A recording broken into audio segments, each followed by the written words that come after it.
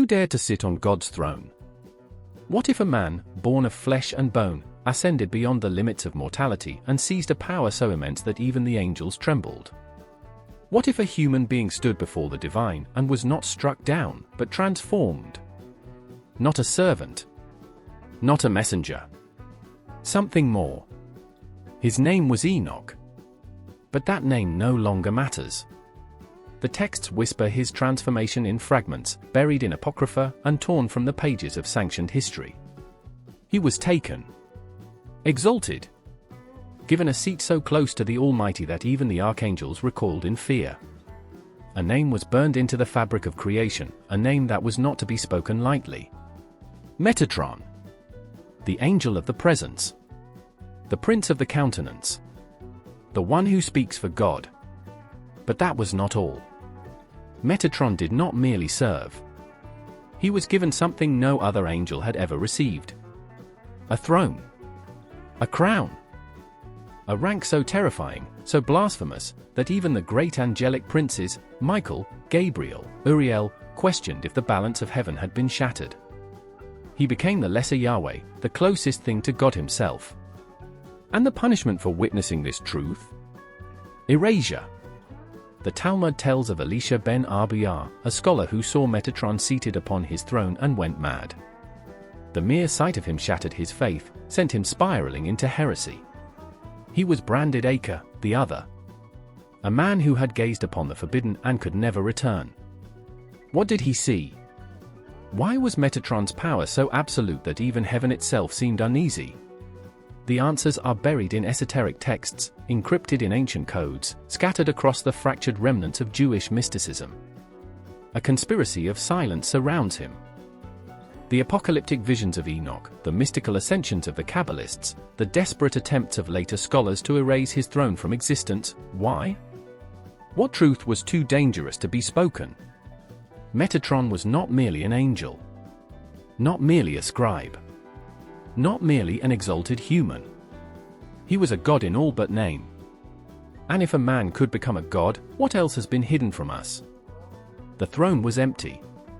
The heavens stretched in an unbroken silence, vast and endless, a chasm of light and nothingness. The angels stood frozen in their ranks, eyes locked on the place where only one had ever been permitted to sit. Their wings trembled. Their voices failed them. He sat there. A man, no longer a man.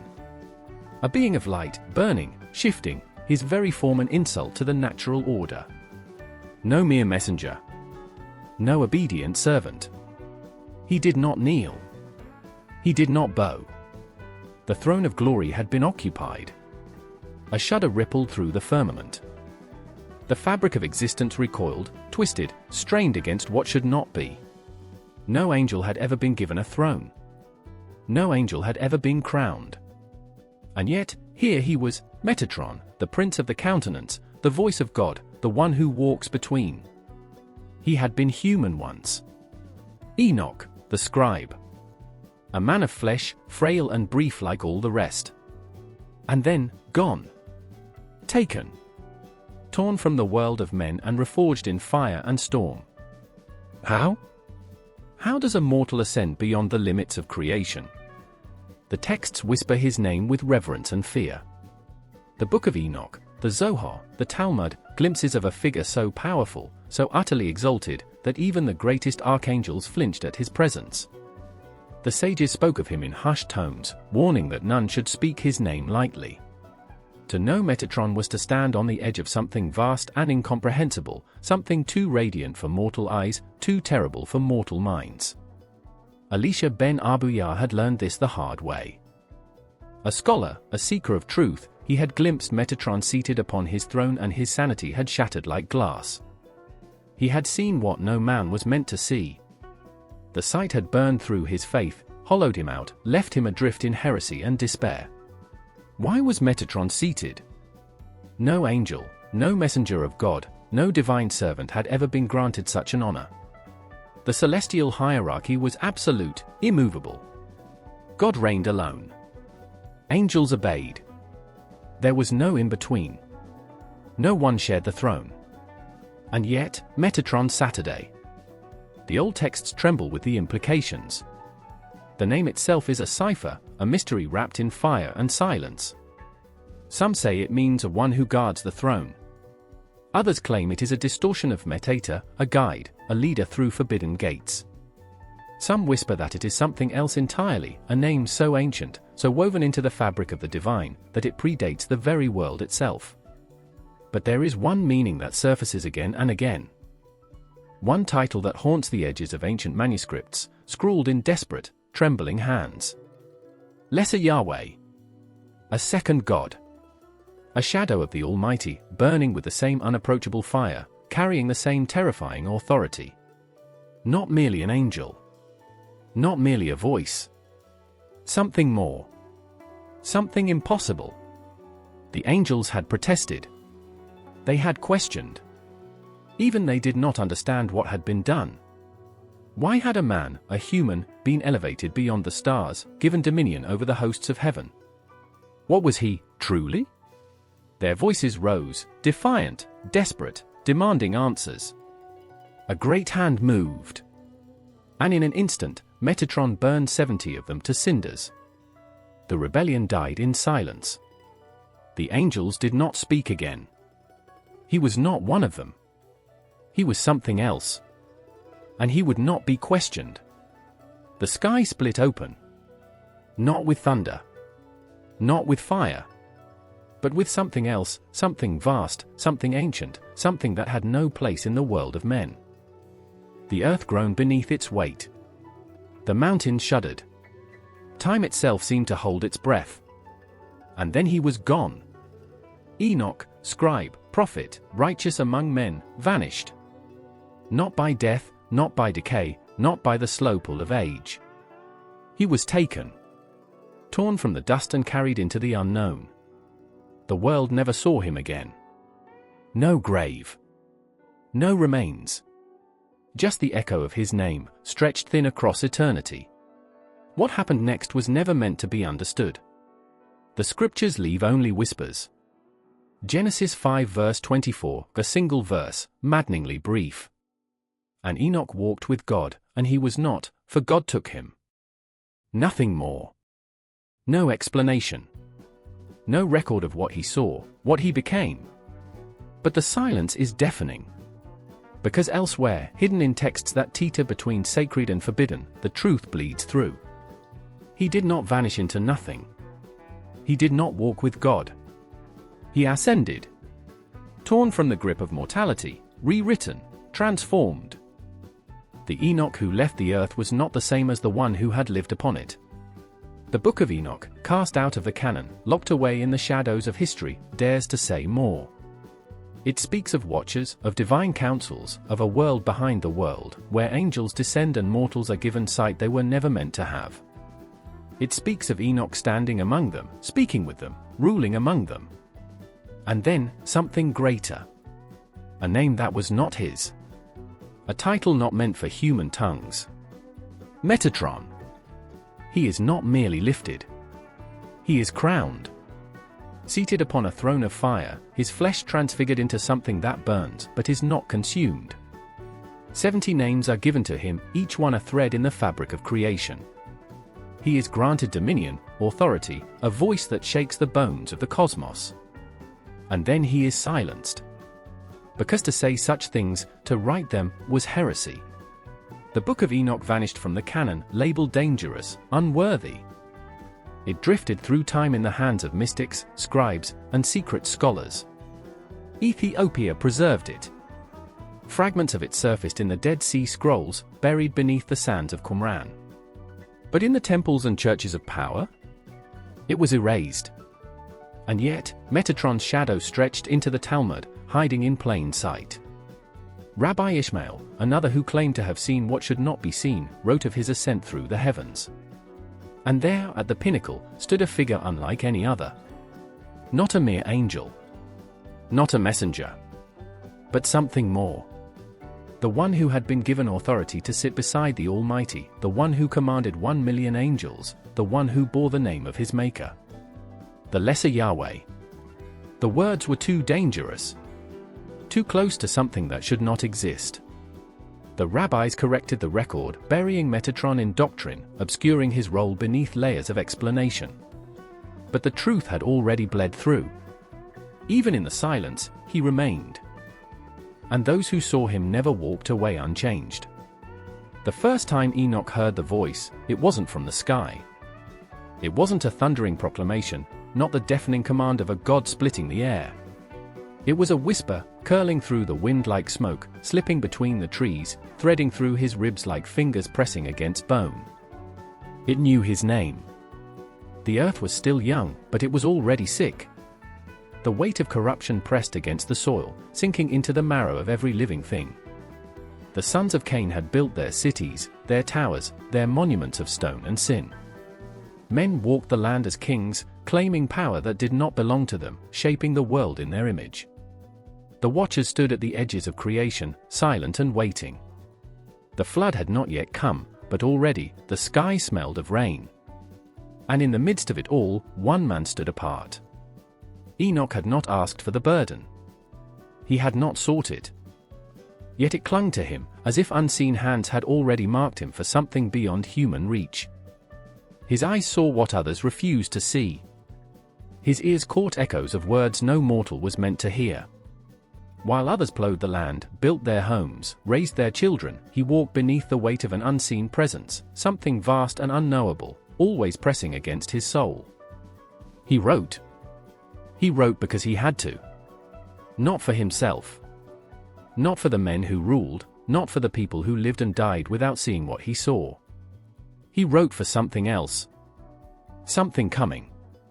Something waiting beyond the flood, beyond the centuries, beyond the veil of the world itself. The people called him righteous. A prophet. A man who walked with God. They had no idea what that truly meant. The voice came again. This time, it did not whisper. It thundered. Come. The sky cracked open. It was not fire. It was not light. It was movement, a terrible and holy rending of reality itself, as if the very fabric of existence had been torn apart by unseen hands. It reached down, wrapped around him, and pulled. No time to scream. No time to understand. The world vanished beneath him. And Enoch was no more. The sky did not break open. It peeled, like something alive, something vast and watching, layers of reality folding back to reveal a hunger that had waited since the beginning. The wind died. The world stopped breathing. And Enoch knew. It was not death that had come for him. It was something else. Something worse. A tremor crawled beneath his feet, spreading like cracks in glass. The air thickened, pressing against his ribs, pulling at his bones, lifting him, not by force, but by inevitability. He could not run. He could not resist. There was no choice. There never had been. This was written before time began. The people of the city would say he vanished.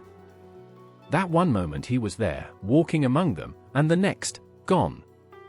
No shadow. No footsteps left behind. Just the echo of his name hanging in the air like a blade suspended in the final second before the cut. But that was not what happened. The ground twisted beneath him, stretching away like an infinite void. He fell upward. The weight of the earth shed itself from his form, his flesh peeling into light, his mind unraveling and expanding all at once. The first thing he saw was wings. Not birds. Not angels. Something more. 1,000,000 eyes, 1,000 burning limbs, wheels spinning within wheels, fire that did not consume but became. He could not blink. Could not breathe. He could feel them staring into him, through him, their gaze heavier than the sky, pressing into the marrow of his soul. And then, the voice. It did not speak in words. It was words. Every letter that had ever been spoken, every syllable yet to be conceived, every prayer, every curse, every whisper in the dark, all thundering as one. You are not what you were. The light tore through him. His name burned away. His past, his flesh, his memory of what it was to be human, all of it seared into something other. He tried to scream, but he had no throat. No lungs. No voice. Only silence. A throne loomed before him. Vast. Burning. Unreachable. And yet, it was not empty. It had never been empty. A presence sat upon it, more than form, more than thought, a terror so complete that even the angels trembled. And yet, it reached for him. Enoch, last of men, righteous scribe, no longer flesh, no longer dust, he knelt. He had no knees, but he knelt. Because he was not Enoch anymore. He was something greater. And the name given to him was Metatron. The pain was unlike anything Enoch had ever known. It was not the breaking of bone or the tearing of flesh. It was something worse. It was the shattering of everything he was. He could feel himself unmade. His body had been left behind, ripped from him like a discarded shell. What remained was raw essence, something that had once been human but now burned. It was not fire. Fire would have been mercy. This was something colder, something merciless, something that stripped away the last remnants of mortality like wind scouring stone. He wanted to scream, but he had no throat. He wanted to weep, but he had no eyes. He was becoming. Voices rose around him, no, not voices. Declarations. Commandments forged from pure sound, vibrations that spoke entire realities into existence. They did not call him by his old name. That was gone, torn away, erased from the very fabric of existence. Enoch was no more. The forces that remade him did not ask for permission. They did not offer comfort. They worked with the precision of something that had always been, something that could not be opposed. They stretched him, expanded him beyond the limits of flesh, threading his essence through the very architecture of creation itself. Wings erupted where there had been nothing. They did not grow. They manifested, layers upon layers, each one composed of fire and scripture, of laws written before time had breath. 100 eyes blinked into existence across them, each one seeing something impossible, something no man was ever meant to comprehend. His voice was returned to him. But it was no longer a voice. It was thunder. It was law. It was the voice that would one day dictate the will of the Almighty himself. More of him ignited. More of him was rewritten. He felt knowledge seared into his being, names of stars not yet born, the mechanics of judgment, the structure of eternity itself. He felt time uncoil around him, saw the end and the beginning whisper to each other like long-lost lovers. And then, silence. It was done. The presence before him, the one who sat upon the throne, had not moved, had not spoken, had not acknowledged what had just occurred. But Enoch knew. He had been remade. No longer dust. No longer fleeting. No longer mortal. The name branded into his existence was Metatron. And he was no longer a man. The quill does not scratch. It does not waver. It does not falter. It moves in perfect, relentless precision, gliding over parchment woven from the breath of creation itself. Ink, darker than the abyss before time began, spills across the surface in lines of absolute decree. Each stroke is a verdict. Each curve, a sentence. Each word, a command that shapes eternity. Metatron does not pause. He cannot. There is no room for error. No hesitation. No second thoughts. What he writes is not mere history, it becomes reality. Every decree from the throne above is forged through his hand, bound into existence by the power that now pulses through his very being. He is no longer flesh, no longer bound by the fragility of men. He is function. He is purpose. He is the scribe of the Most High. But there is weight to the task. A weight that would crush any lesser being. He sees it all. Every sin, every virtue, every trembling breath of the mortal world laid bare before him. He does not judge, that is not his role. He does not question, that is forbidden. He merely records, his quill slicing through the silence of eternity like a blade carving commandments into stone. The The halls of the celestial archive stretch beyond sight, stacked with scrolls containing the fates of nations, the destinies of kings, the rise and fall of empires long before their banners are ever stitched. He walks between them, silent, unseen, save for the ever-watchful eyes that adorn his wings, eyes that never close, never blink, never rest. They see. They witness. And nothing escapes. A name is spoken. Not by lips. Not by voice. It is a declaration written into the fabric of the cosmos itself. It calls to him, commands him, and he moves, not with steps, for steps are too slow, too crude. He is there, before the voice, before the throne, before the source of all things. The name. It is not spoken in words that mortals can comprehend.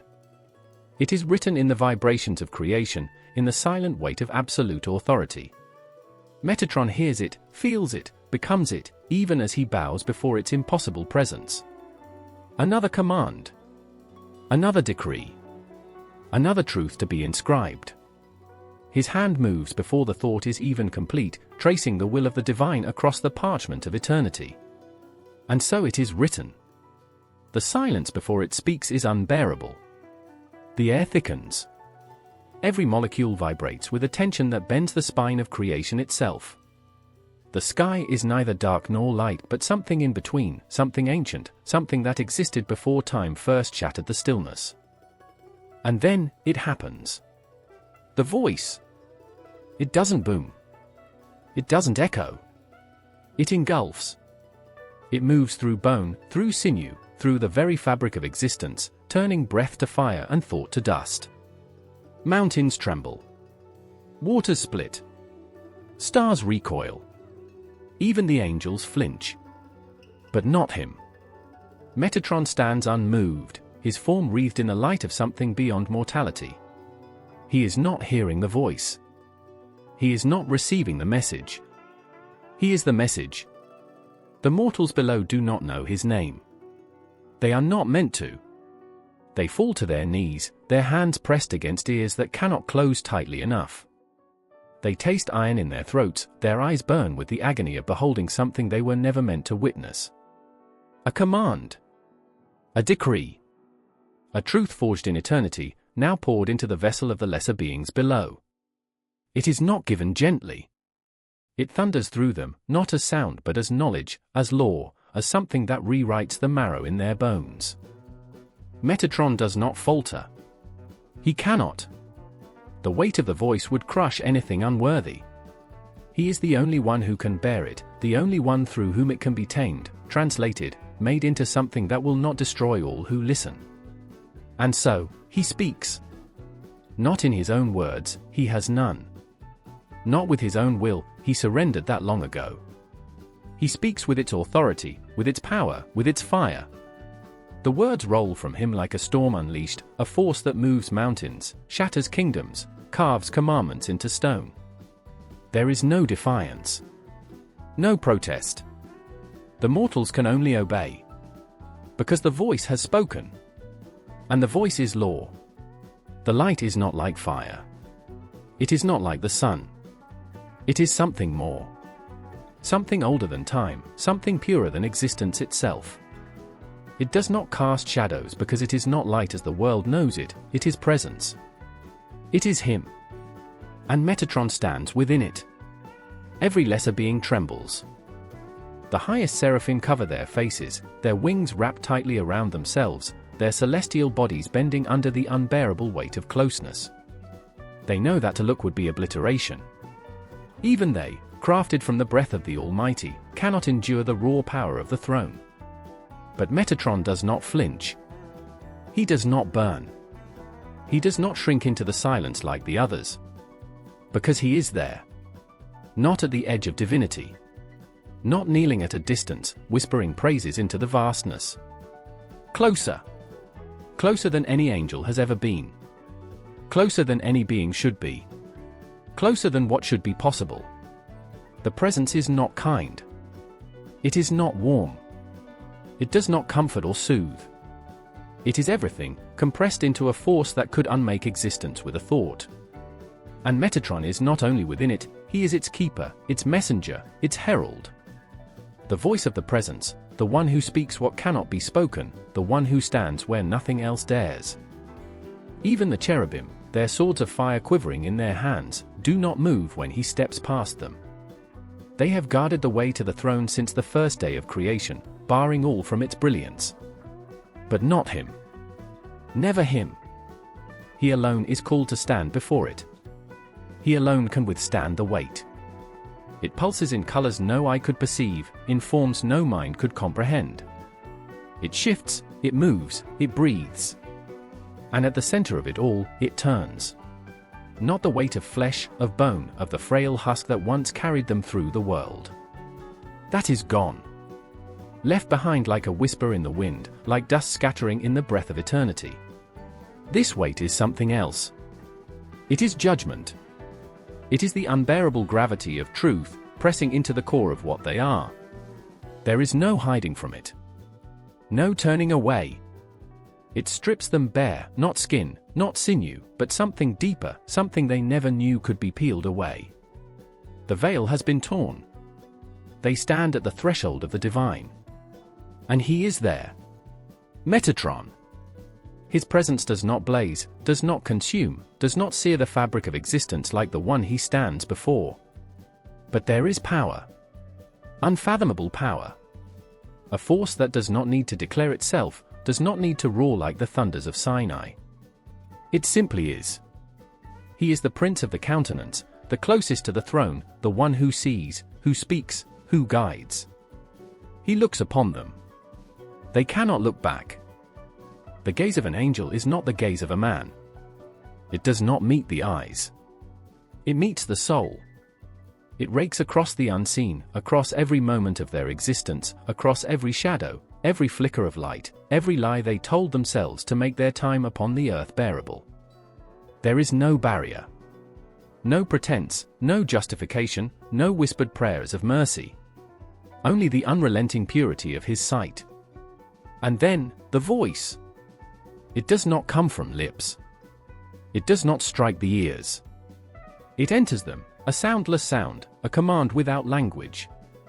It moves through them like fire, like the rushing of celestial waters, like the shattering of every illusion they ever held.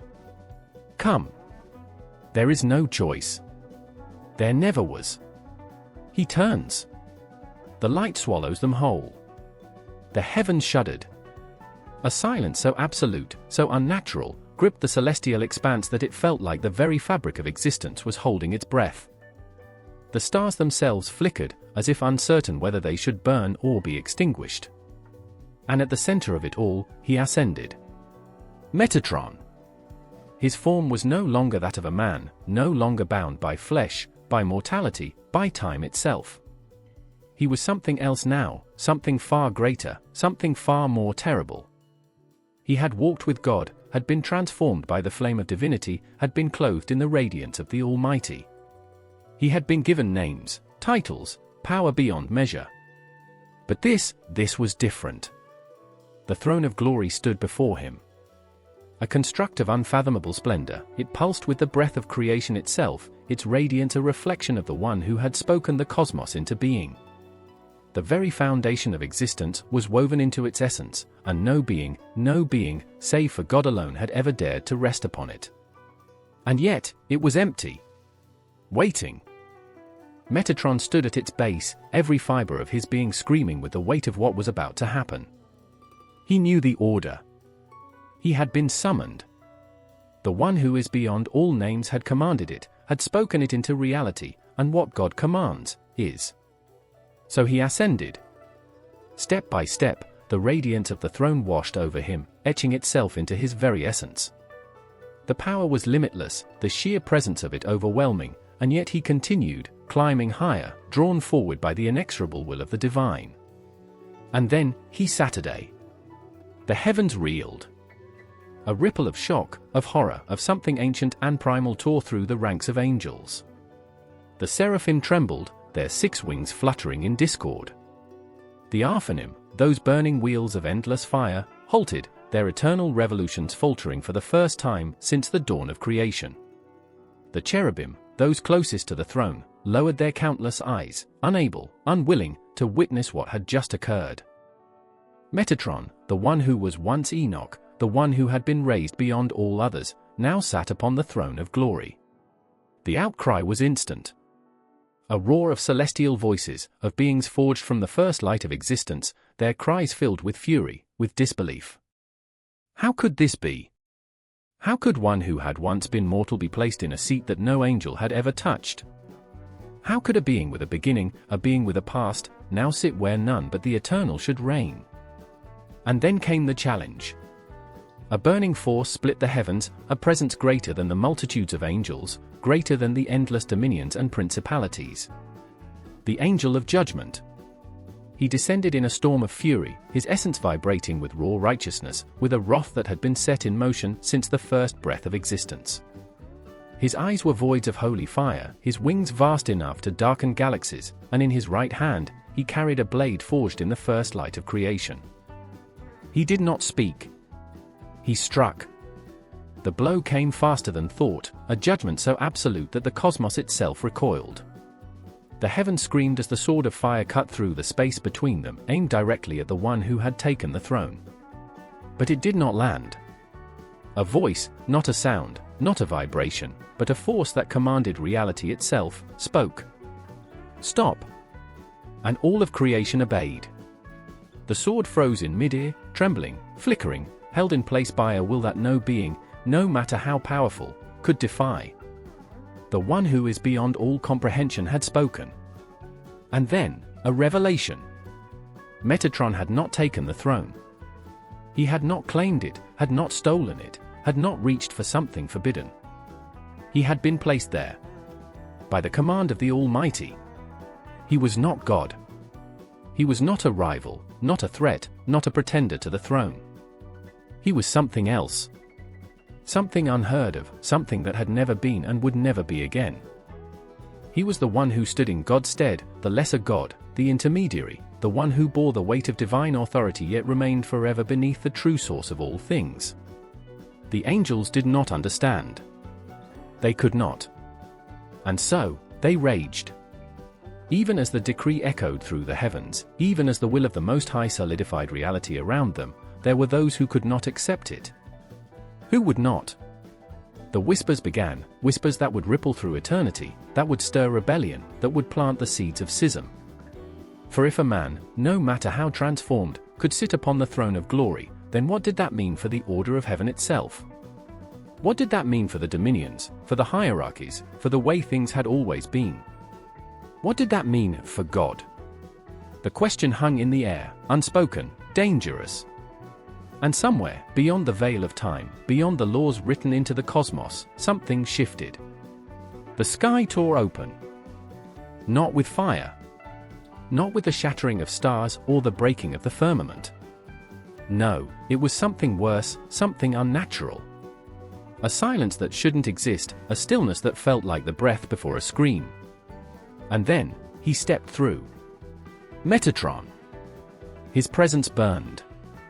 It did not scorch like the seraphim, nor did it consume like the fire of the cherubim. It was something else entirely. Something greater.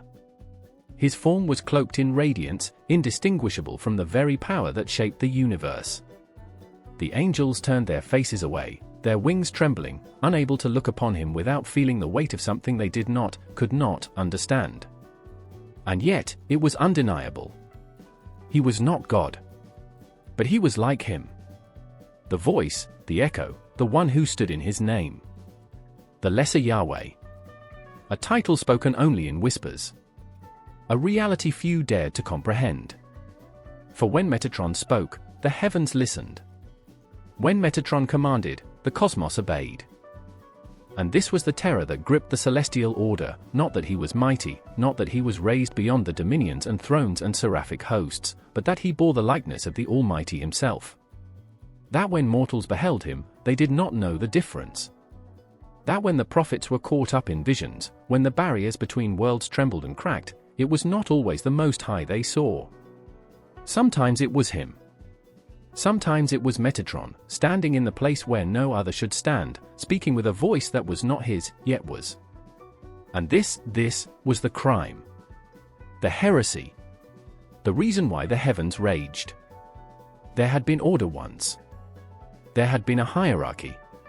Even in the vast, incomprehensible dominion of the divine, there had been understanding. The throne was one. The power was one. Now, there were two. The murmurs began, first as a ripple, then as a tide, a great and terrible realization washing over the celestial hosts. Was he a servant? Or was he something more?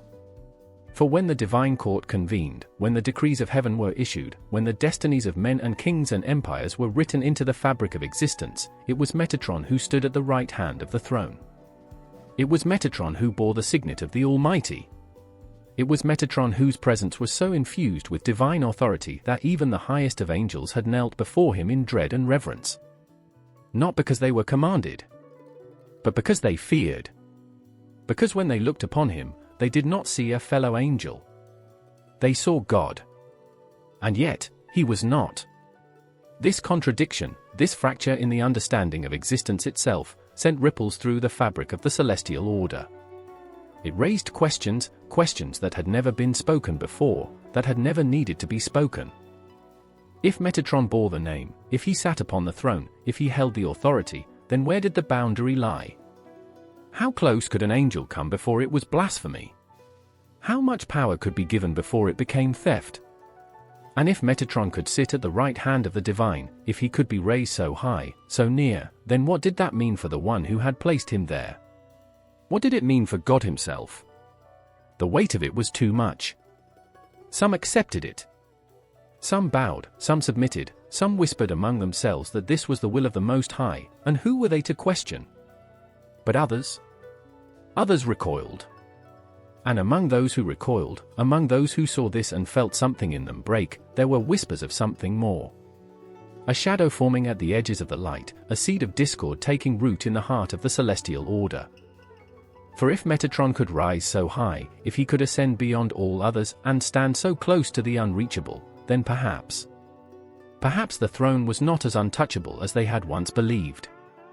Perhaps the line between God and something else was thinner than they had been told. Perhaps power could be taken. And far beyond the shimmering courts of the divine, far beyond the golden light of eternity, something stirred in the abyss. Something vast, something old, something that had been watching since the moment Metatron had first been called Lesser Yahweh. Watching. Waiting. And in that moment, as Metatron stood in the radiance of the throne, as angels bowed in worship and others trembled in disbelief, as the name Lesser Yahweh rang through the heavens like a prophecy, the first cracks of rebellion began to form. The first name was whispered in silence. Not spoken. Not sung. Not written in ink upon scrolls or carved into stone. It was breathed, a soundless utterance, a vibration that shuddered through the fabric of existence itself. And when it was called, the stars trembled. The second name was thunder. It split the void, shattering the hush of eternity, roaring across the heavens like the voice of the divine itself. The angels turned their faces away, wings trembling, unable to withstand the weight of the sound. The syllables burned as they passed through creation, carving themselves into the essence of all that would ever be. The third name was awound. Not on flesh, not on stone, but upon reality itself. A mark seared into the unseen, a scar upon the fabric of the cosmos that no time, no power, no force in existence could erase. It was a name too sacred to be spoken, too terrible to be forgotten. Those who knew it were forever changed, and those who misused it were unmade. And these were but 72 names. 72 keys. 72 blinding flashes of divine power, each one carrying a force beyond comprehension. To know even one was to stand at the precipice of something far greater than mortality could withstand. To speak them all? It was not allowed. Not because the knowledge was lost. Not because the meaning was beyond understanding.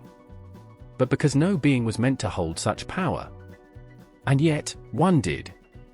Metatron. To the angels, he was their prince, the one who stood closer to the Almighty than any other.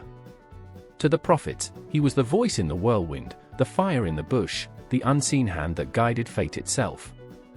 To the mystics, he was the veil between the human and the divine, the bridge between the sacred and the unknowable. And to those who knew his names, truly knew them, he was something else entirely. Not a messenger. Not a scribe. Not merely an angel. He was a force. A power bound in form, but limitless in reach. The 72 names were not titles. They were not descriptions. They were not mere words. They were doors. Each one an opening to something beyond. Each one an invocation of a different aspect of the ineffable, a command over reality itself. To speak a name was not to describe Metatron, it was to summon a fragment of his being into the world. One name could silence the howling winds. Another could cool down the storm. One could heal the sick. Another could unmake them. One could open the gates of understanding, letting mortal minds glimpse what should never be seen. Another could seal them shut, leaving only darkness where wisdom once burned. And these names, these 72, were not merely his. They were woven into him, part of his very essence. He was not simply a keeper of knowledge. He was the knowledge. He was not merely an angel who had been entrusted with power. He was the power. And that was why the names could never be fully known, why no scribe could pen them, why no sage could grasp them all. Because to truly know them was to stand at the edge of divinity itself. To speak them all at once. To call him fully into being. It was something that had never been done. Something that should never be done. And yet, there were those who sought it. Those who believed that hidden within these names was the key to something greater. The key to bending existence to their will. The key to transcending the chains of flesh and time and stepping beyond the limitations of mortality itself. But they did not understand. They did not see the cost. For the names were not mere words. They were flames. Each one a fire that burned away the unworthy. Each one a blade that cut through illusion and pride. Those who sought to seize them with greedy hands found themselves consumed. Their tongues turned to ash. Their minds fractured. Because the names did not belong to men. They belonged to Metatron. And he alone knew how to wield them. He alone stood at the precipice of that power, his very existence intertwined with the 72 threads of divine fire. The names were both his weapon and his burden, his blessing and his curse.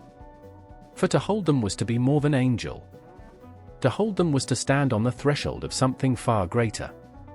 And to cross that threshold was to become something else entirely. The silence was unbearable. Not the stillness of an empty room, nor the hush of a resting world. This was something heavier. It pressed against the soul, thick and suffocating, as if the air itself had been stripped of sound, of meaning, of truth. Somewhere in the void of that silence, something watched. Not with eyes. Not with form. But with an awareness that wrapped around the bones of existence itself. There was no hiding from it, no shrinking from its gaze. It did not blink, did not waver, did not allow a single shadow to slip past unnoticed. And then, a voice. Not spoken. Not heard. But known. It etched itself into the marrow of reality, carving words without sound, syllables without shape. The weight of it bent the heavens, sent the cosmos shuddering. It was a voice that had whispered before time, a voice that would speak long after the last ember of creation had gone cold. This was the keeper of secrets. Metatron. To the unknowing, he was a scribe, a servant, a mere messenger. But that was a lie wrapped in simplicity, a veil for those too fragile to understand. He was no passive witness. No simple recorder of the Almighty's will. He was the guardian of what was not meant to be known. Every secret that had ever been hidden, every truth too terrible for mortal lips, every echo of knowledge that could undo the mind of God's creation, they lived within him. And they did not rest. They whispered. They clawed.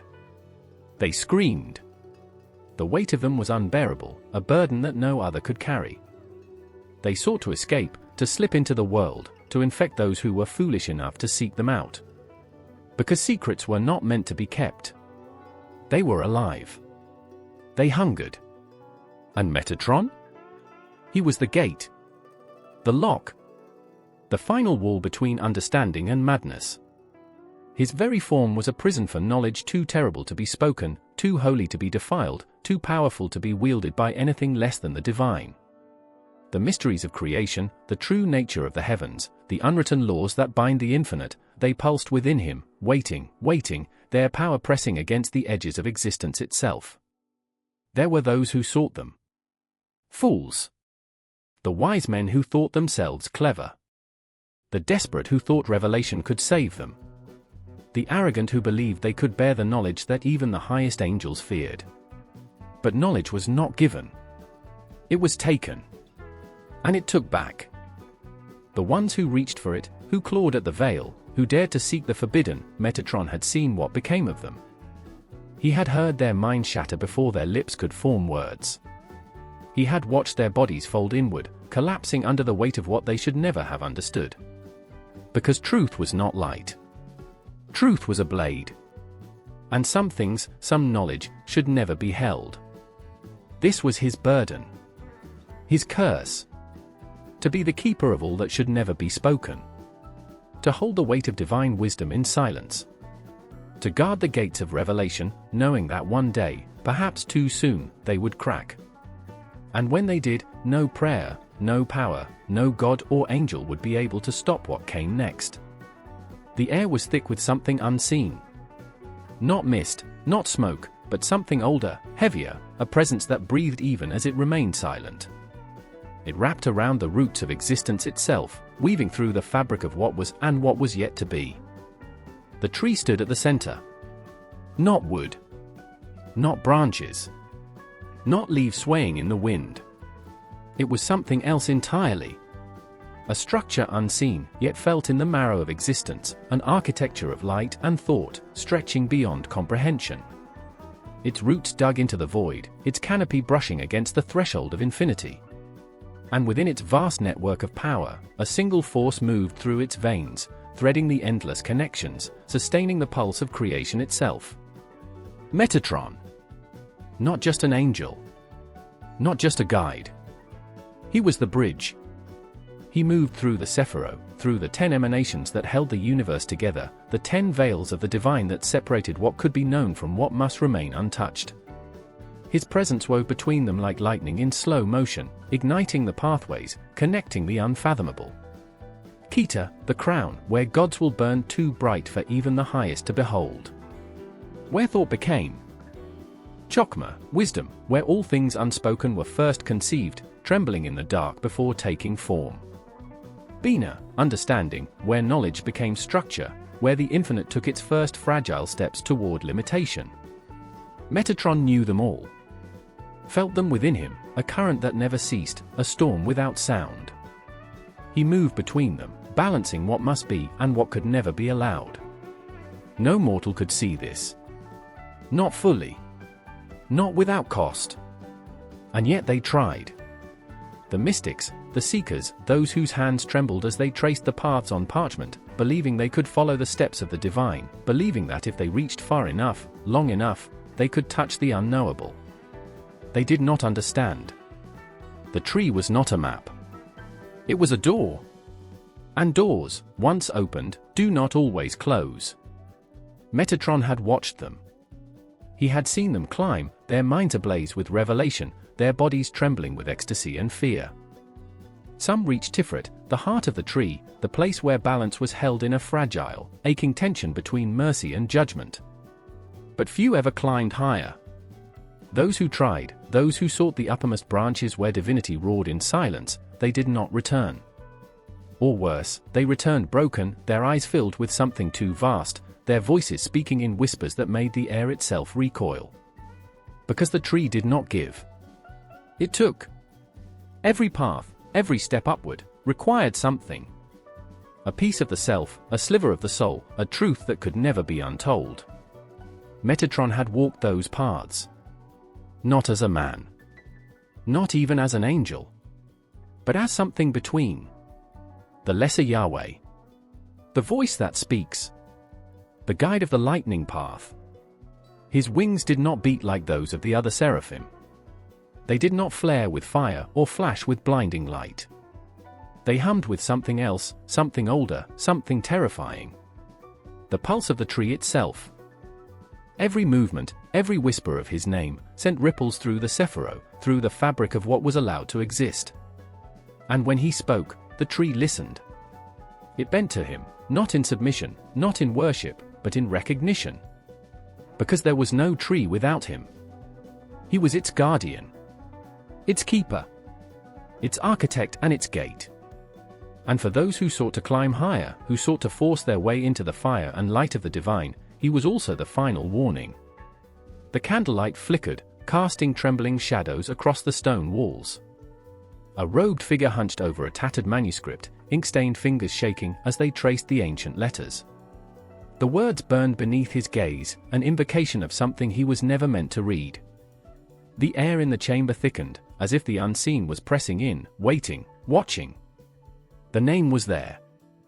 Not spoken, not sung in the prayers of the faithful, but hidden, buried in the cracks between scripture, veiled behind symbols that only those who had glimpsed the edges of the unknowable could begin to understand. Metatron. A name that should not exist. A presence that should not be.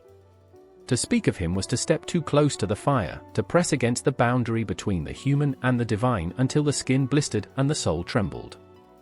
And yet, the mystics, the seekers, the ones who could not look away, had to know. Was he an angel? A messenger? A guide between worlds? Or was he something else? Something far more dangerous? The early theologians wrote of him with caution, their words measured, their thoughts shadowed by uncertainty. He was the voice, the one who stood at the threshold, the one who bore the weight of a name that no other angel dared claim. But there was a whisper, a thought too blasphemous to be spoken in the open halls of faith, yet it lurked beneath every debate, every trembling discussion in the dim candlelight of hidden study rooms. Could Metatron be him? Not a servant, not a created thing, but something greater. A second power. A reflection so perfect that to look upon him was to see the one who sits upon the throne. The council of theologians would not hear it. One God. No other. And yet, there he was, woven into the sacred texts, appearing not as a mere servant of heaven, but as the one who stands beside the throne. The one who speaks as if the voice of God itself flows through him. The one to whom the divine authority is given, not in part, but in fullness. It was blasphemy. It was truth. It was the line that could not be crossed, yet had already been drawn. The mystics saw him not as a mere angel, but as the bridge, the embodiment of something too vast to be held in mortal thought. He was the one who moved between the infinite and the finite, the hand that reached down from heaven and touched the earth without shattering it. Was this not the Christ? The question was too dangerous to ask. But it burned in their minds, an ember that refused to die. Metatron, the celestial high priest, the one who bore the name no other could claim. The one whose presence shook the heavens. To call him anything less than divine was to ignore the weight of the scriptures, the visions, the revelations that left even the holiest trembling. And yet, to call him God was to cross the threshold into something that the church could never allow. He was the presence that could not be explained. The shadow in the texts. The fire behind the veil. He was there. And they could not look away. The sky cracked open. Not with thunder, not with fire, but with something unseen, something far greater than mortal senses could grasp. The stars above did not flicker, they held their breath, waiting, as if they knew. As if they remembered. A man stood at the edge of the earth, staring into the infinite. Not a king, not a warrior, but a scribe. A man of words, of wisdom, of mysteries that no human hand should touch. Idris. They say he never died. They say he was lifted, body and soul, beyond the grasp of time, beyond the decay of flesh, into the unknown. They say he walked where no man should walk, stepped where only the divine may tread. But where did he go? The Quran speaks of him with reverence. And we raised him to a high station. A single line, a breath of a sentence, and yet, the weight of it is unbearable. What is a high station to the one who owns the heavens and the earth? What does it mean to be lifted, not into mere paradise, but beyond the known? Some whisper his name in another form. Enoch. A name buried in ancient texts, sealed in pages long forgotten. A name that should have been lost, and yet it echoes, through ages, through traditions, through the voices of those who have glimpsed the edge of eternity and return trembling. The Jews call him Metatron. Not just an angel, not just a guide, but something far more terrifying. A being too powerful to name without fear. A being who stands before the throne itself. The implications are monstrous. If Enoch and Idris are one, then he did not simply ascend, he became. The air grows heavier with the thought. Could a man transform? Could the frail, fleeting nature of flesh be remade into something celestial? The mystics feared the answer. The scholars debated it in hushed tones, their quills scratching out words they dared not say aloud. And yet, the traces remain, ink and blood woven together in history's forgotten corners. He was the one who measured the heavens. The one who walked among the stars and counted their names. He knew the secrets of the universe before man had words to speak them. It was not enough to know. Knowledge was not meant to be caged in the mind of a mortal. And so he was taken. Not gently, not with peace, but with fire, with light so unbearable it burned away the man and left only something else in his place. Metatron. The voice of God. The scribe of the unseen. The one who stands between the worlds, between what was and what will be. Is this what Idris became? Is this what it means to be lifted to a high station? No one speaks the answer. But the silence, it is deafening. The candle flickered, though no wind moved through the room. Shadows twisted along the walls, elongating, shifting, watching. The air carried something unseen, something ancient, pressing against the skin like unseen hands, whispering without sound. A single name, inked in trembling strokes, lay on the parchment. Metatron. Not spoken aloud. Not written carelessly. This was a name of weight, of consequence. A name that did not belong to mortals. The Gnostics feared it. Worshipped it. Sought it in forbidden texts and dreams that bled into waking life.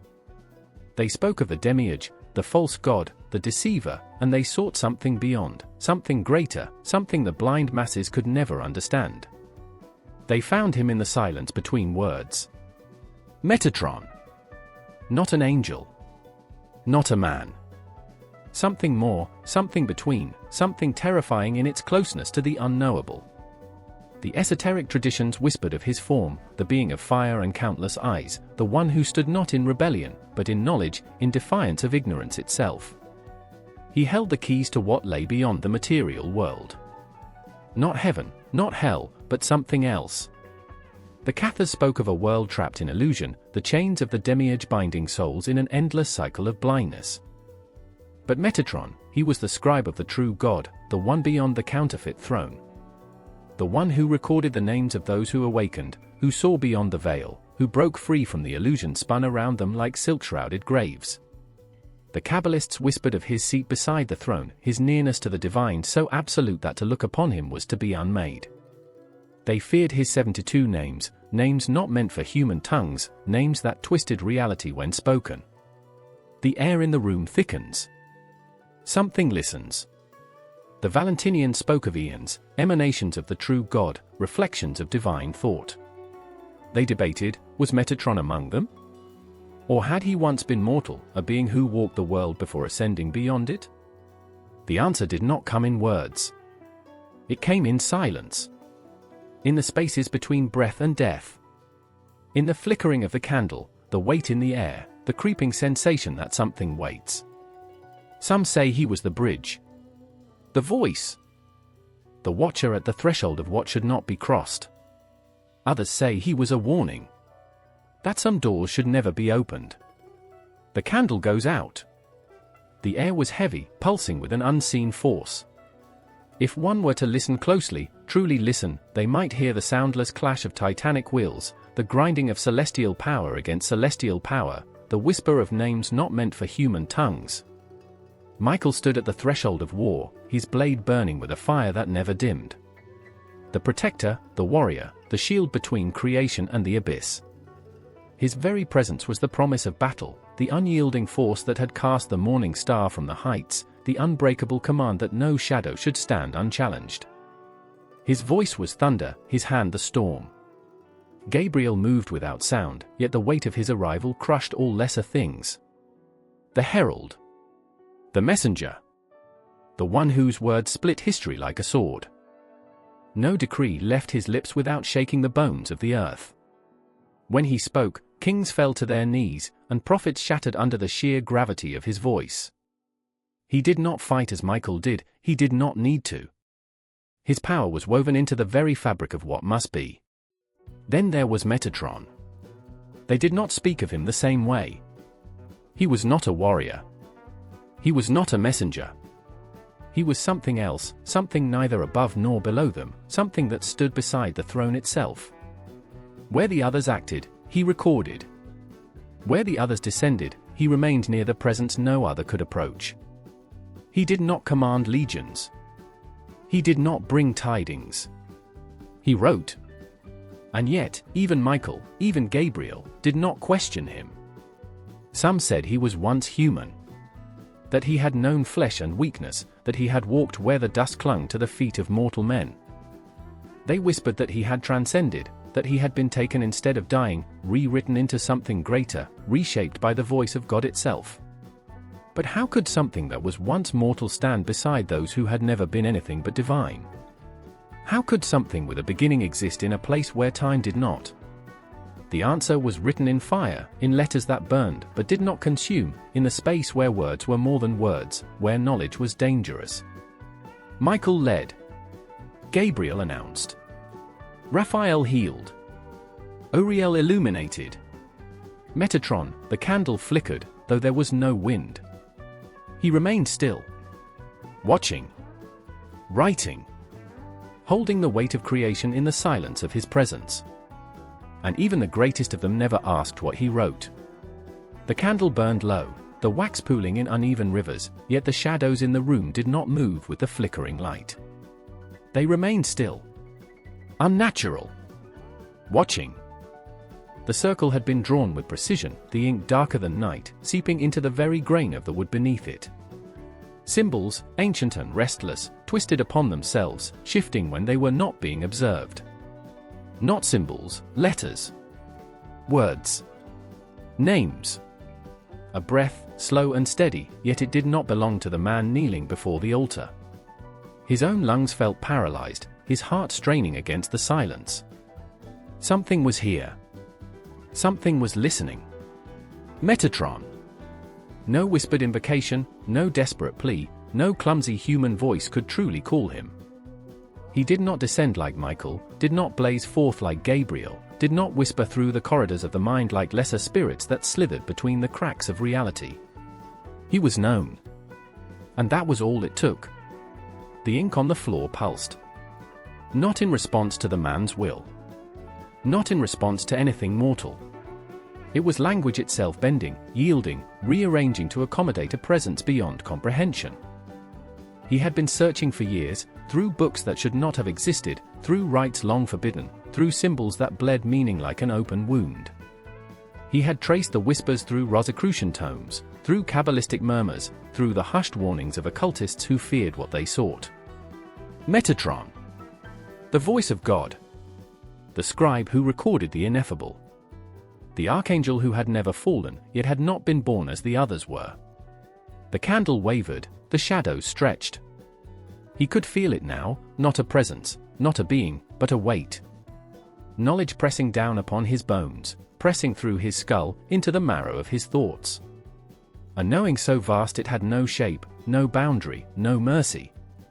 Metatron did not speak. But something within the ink did. A single letter twisted upon itself, and the man's breath hitched. His eyes watered. His mind screamed, recoiling from what had been revealed in that single, shifting glyph. Not a word. Not a command. A concept. Something beyond language, something that should have taken 1,000 years to grasp, burned into his mind in an instant. It was too much.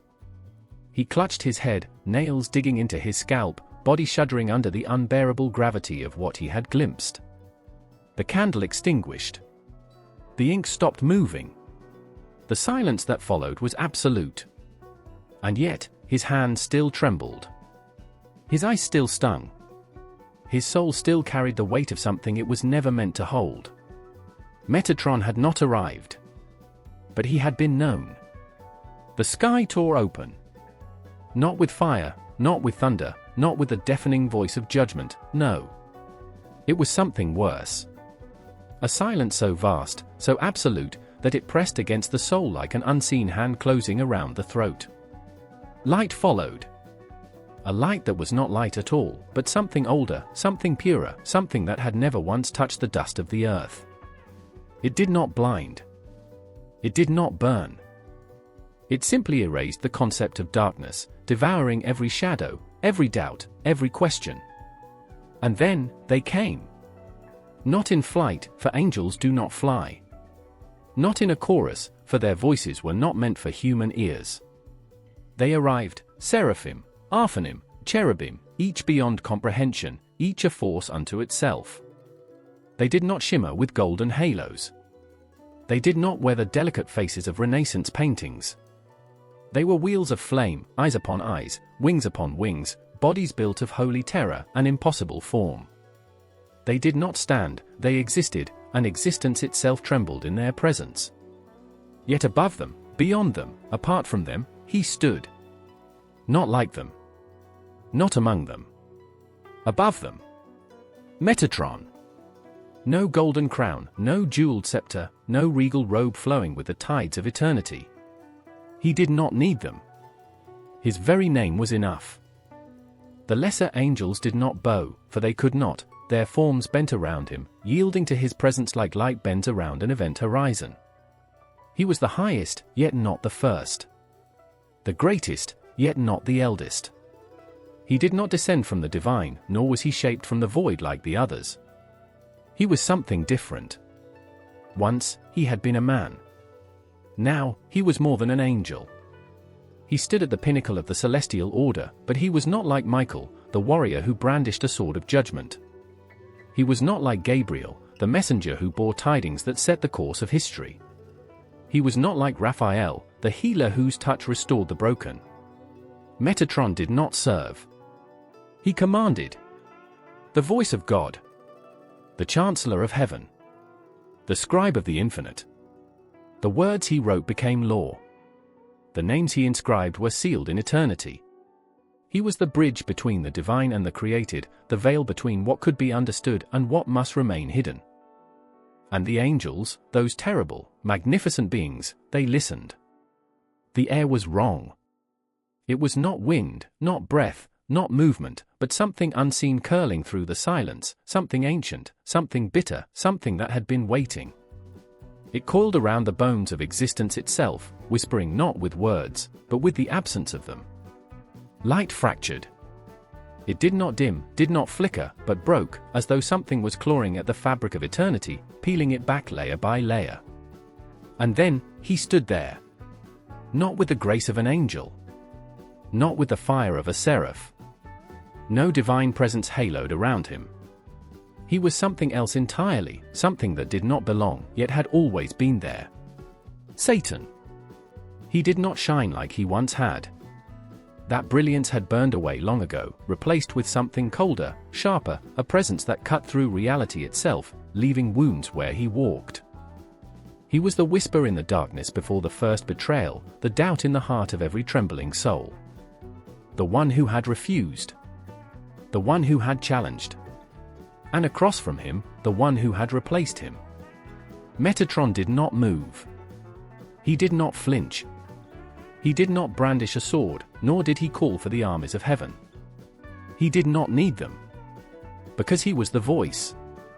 He spoke, and reality obeyed. The words of the Most High flowed through him, absolute, unyielding.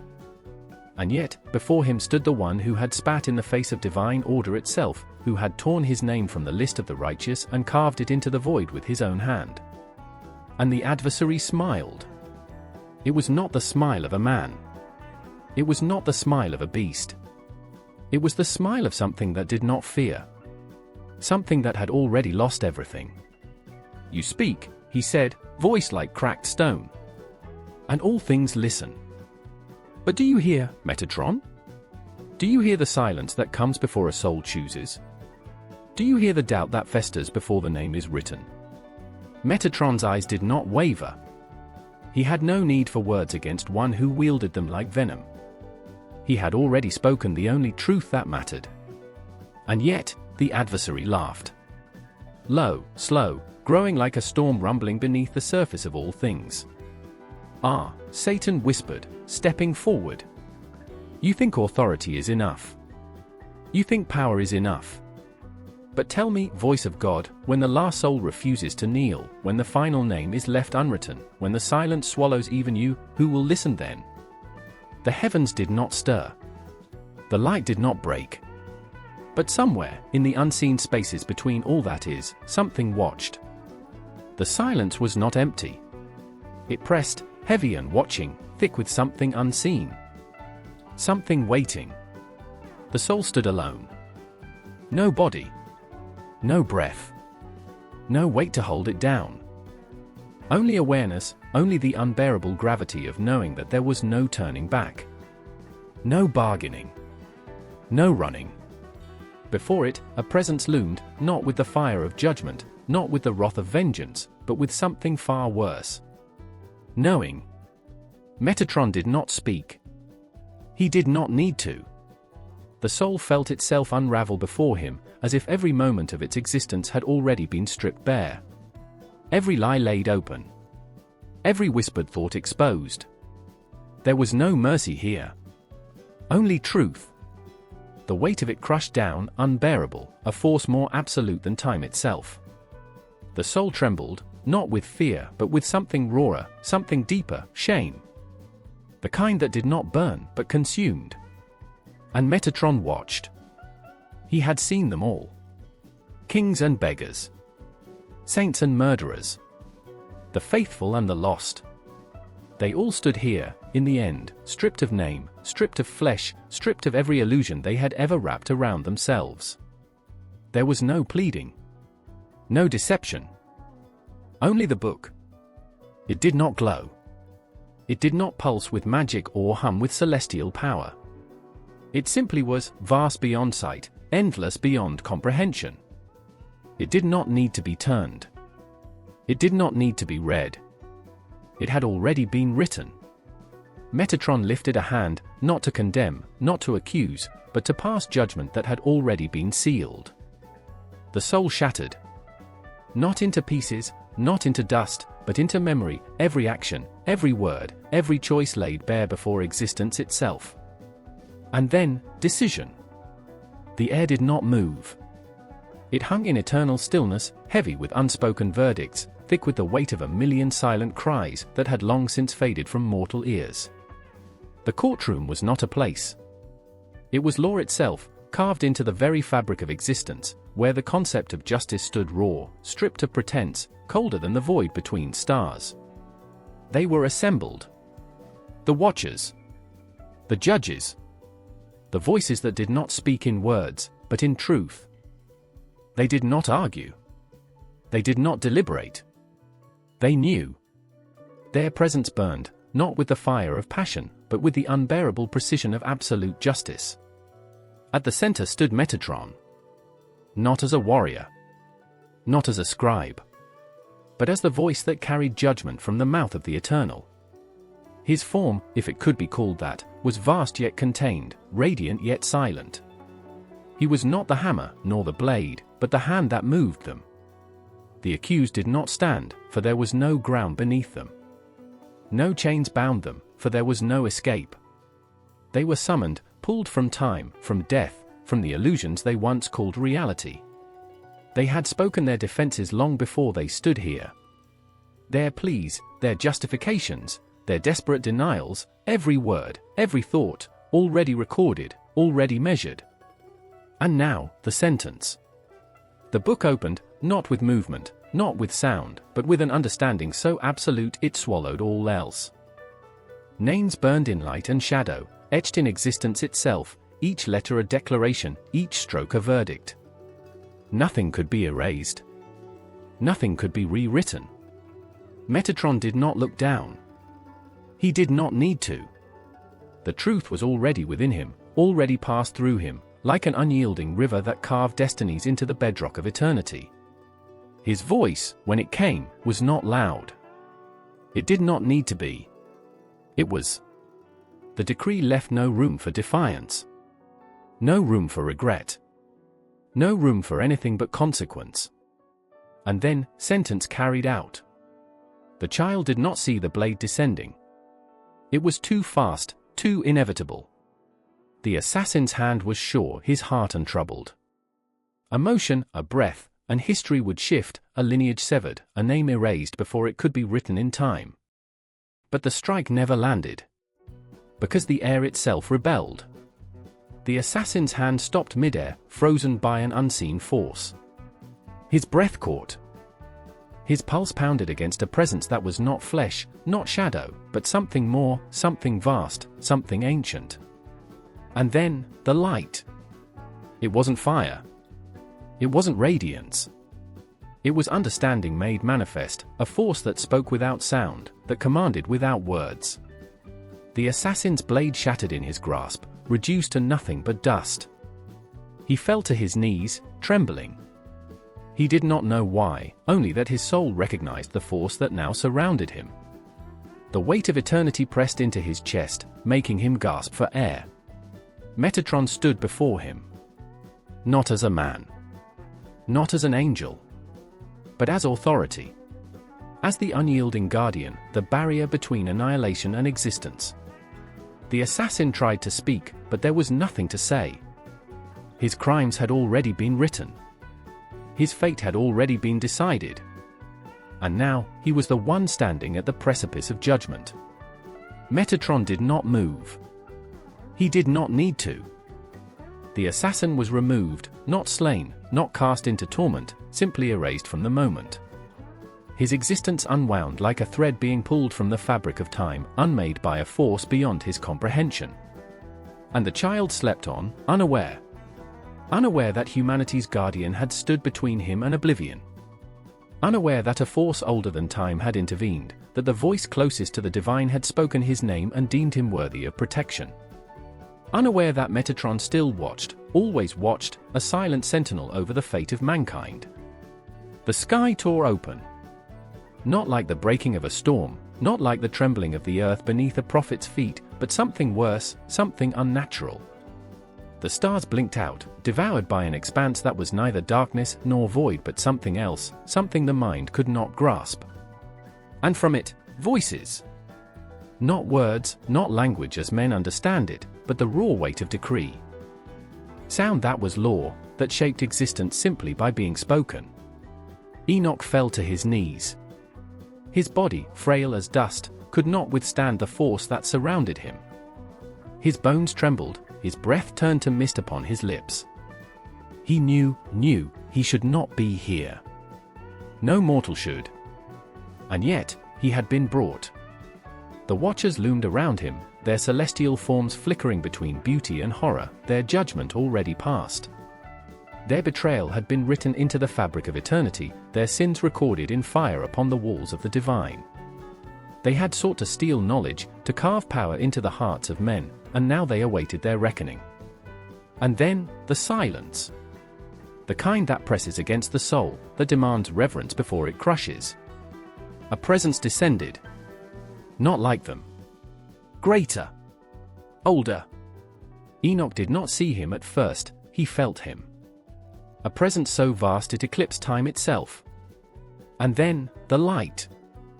Not fire, not warmth, but something beyond, a radiance that was not seen with the eyes, but understood in the marrow of existence. Metatron.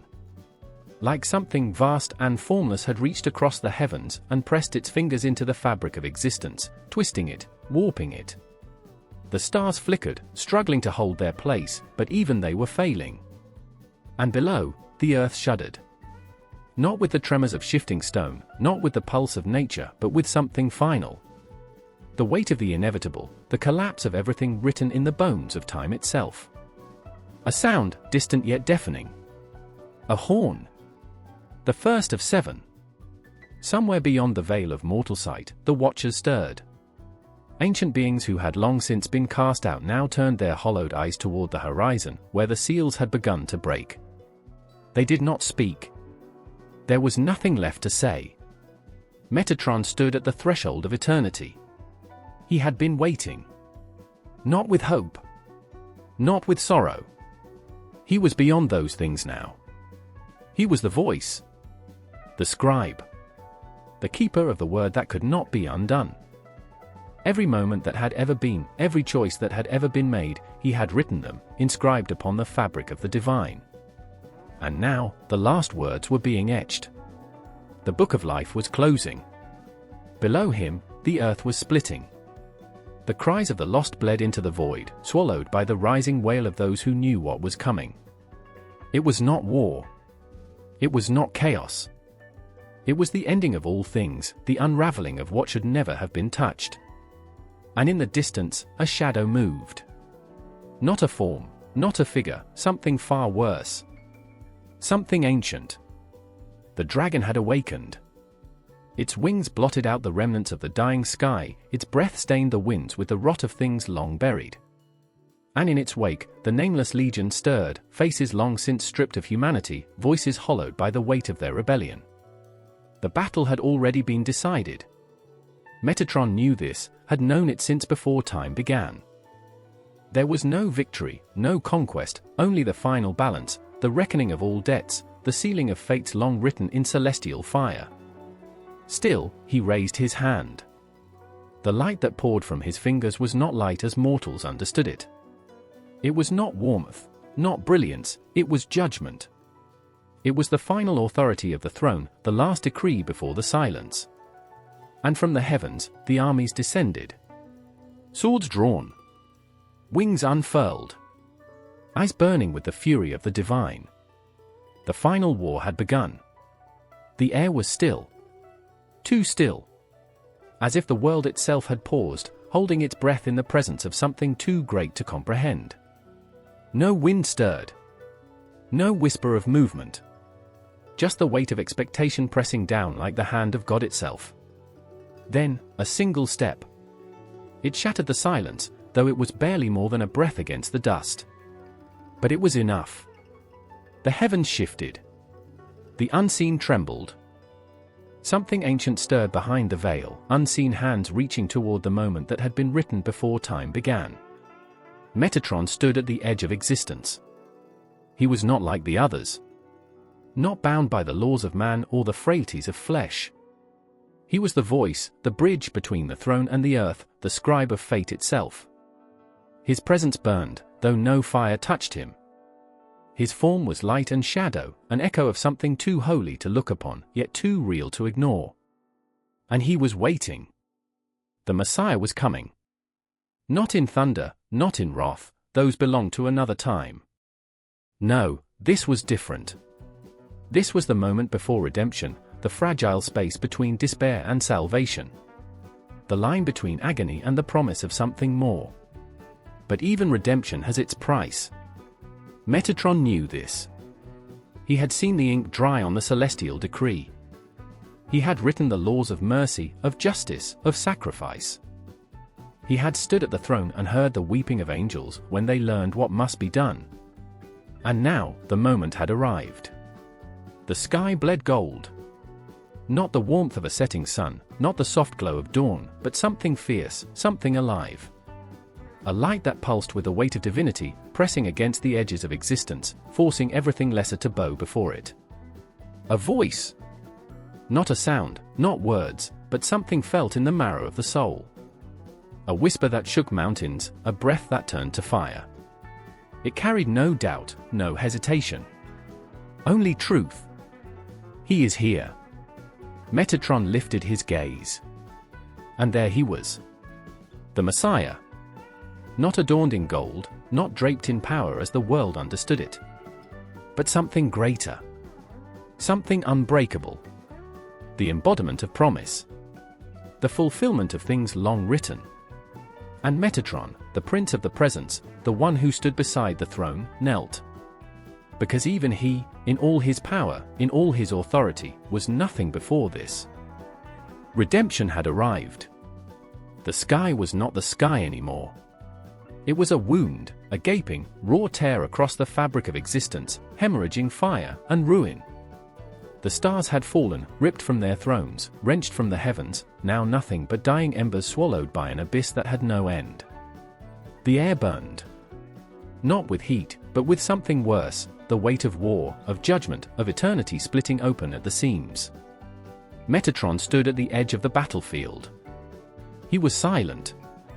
Not because there were no words, but because words had no place here. This was not a moment for voices.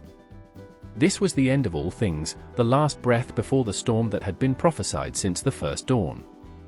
Then, it began. A sound like 1,000 shattering worlds. A force so terrible it cracked the sky apart, sending shockwaves through creation. Light clashed with darkness, screaming as it met the enemy it had always known was coming. And Metatron moved. Not walked. Not ran. He moved, his form shifting through space with the speed of thought itself. The weight of the throne burned in his chest, the authority of God's decree coursing through him like liquid fire. His blade was not metal, not forged by any hands mortal or divine. It was something else. Something older. Something final. The first wave struck. Creatures that should not exist, horror shaped by rebellion and hate, swarmed from the abyss. Their forms twisted the air, shadows that had never known light.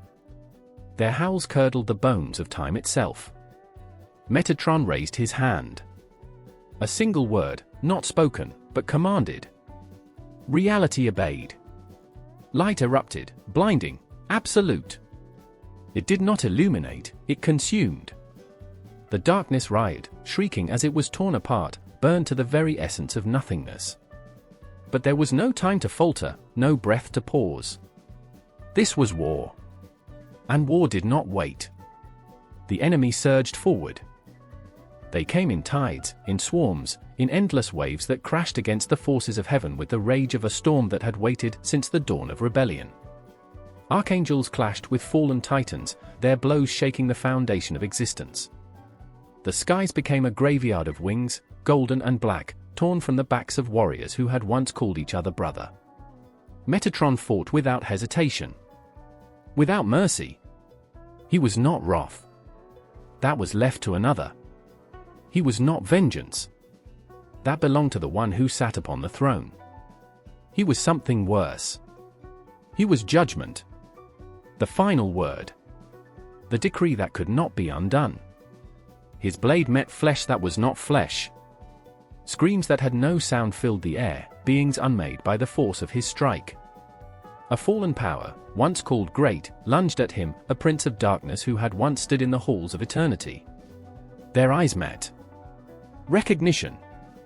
A moment stretched too long, filled with things unspoken. And then Metatron struck. It was not a battle. It was a sentence carried out. A judgment passed. The being collapsed, his essence ripped from the fabric of existence, swallowed by the nothingness that had long since claimed him. But there was no victory. The battlefield stretched forever. Light and darkness waged their war without end, without pause. Time had no meaning here. There was only battle, only the raw, bleeding force of destiny grinding itself to dust beneath their feet. And above them, the heavens cracked. Something was coming. Something vast. Something inevitable. Metatron turned his gaze upward. And for the first time, he knew what it was to fear. The silence was unbearable. Not the quiet of peace, but the void left behind after ruin.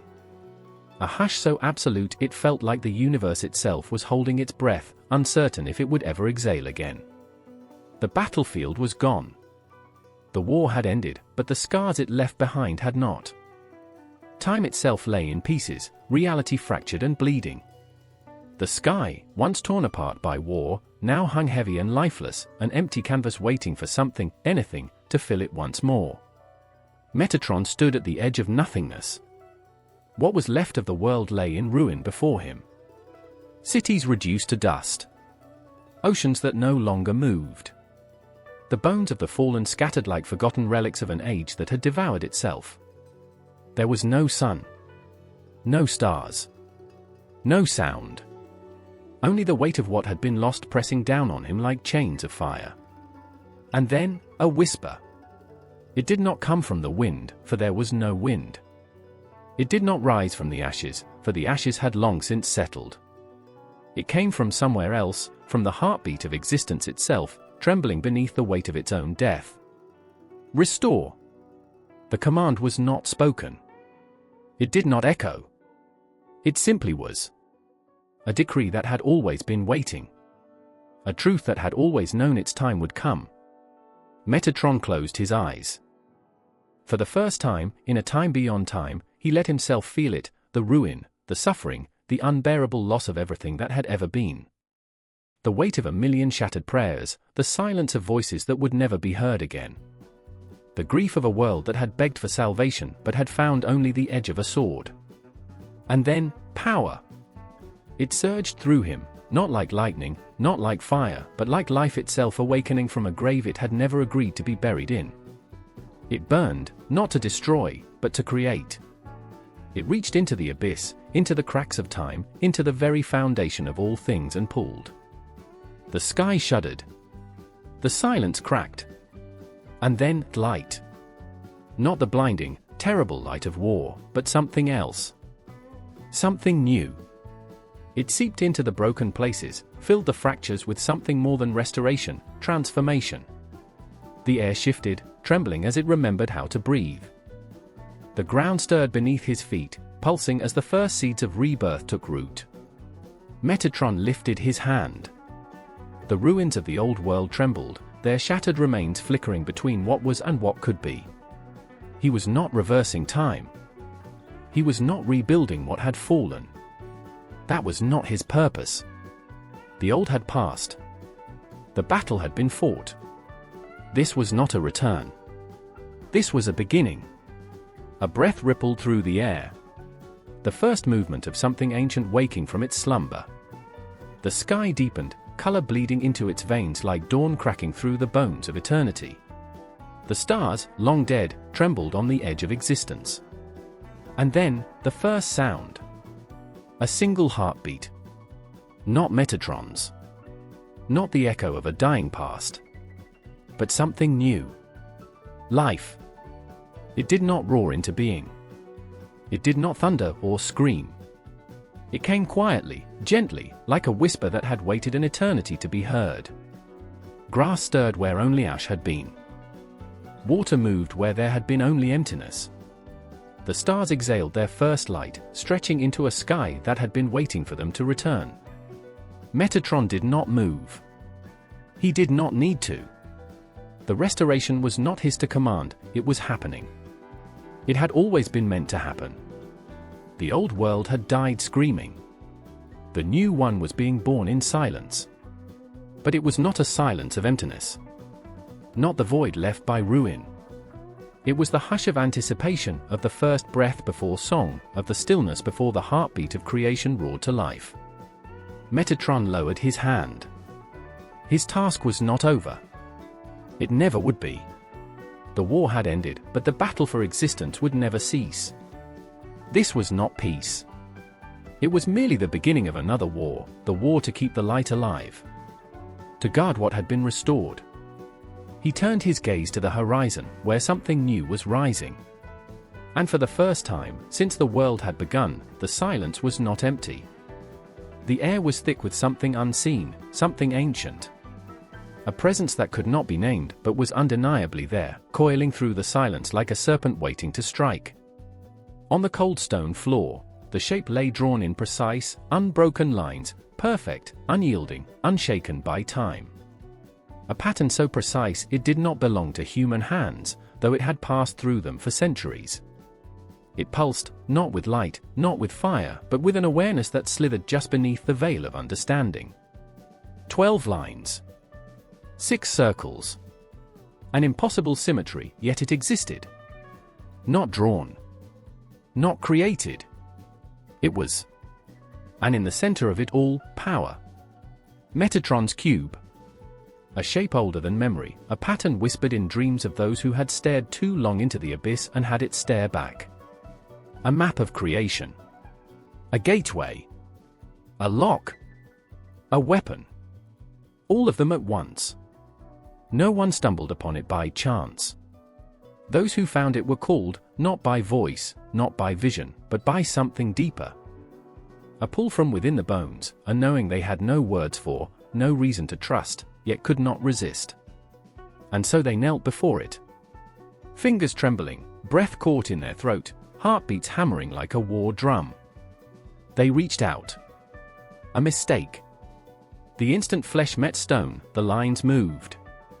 Not in the way of ink smearing under touch, not as something physical shifting beneath fingertips, but as something alive, aware. Watching. Responding. A whisper rippled through the air, no voice, no sound, yet it echoed inside the skull, vibrating behind the eyes like a secret never meant to be known. It was not a design. It was the language of creation itself. Every shape that had ever been. Every form that ever would be. The unseen structure behind all things, the skeleton of existence, laid bare in perfect, merciless clarity. It was not meant to be looked upon, not fully, not by mortal eyes. The weight of understanding was too much. The mind was not meant to see the code that held the universe together, let alone grasp it. And yet, Metatron's cube offered. Not gently. Not kindly. It forced. A flood. A wave. A storm of knowledge, tearing through the fragile boundaries of sanity, showing not what could be understood, but what was. The way fire bends. The way sound moves. The way light curls around darkness. Every number that ever existed, every shape born from the first thought of creation, the breath of God itself spinning in eternal motion. The fabric of existence laid bare. And beneath it, behind it, within it, Metatron. Not a voice. Not a presence. Something more. He did not speak in words. Did not comfort. Did not soothe. He was not a guide. Not a teacher. He was the gatekeeper, the final threshold between understanding and annihilation. Those who came before the cube were given a choice, understand or break. Most broke.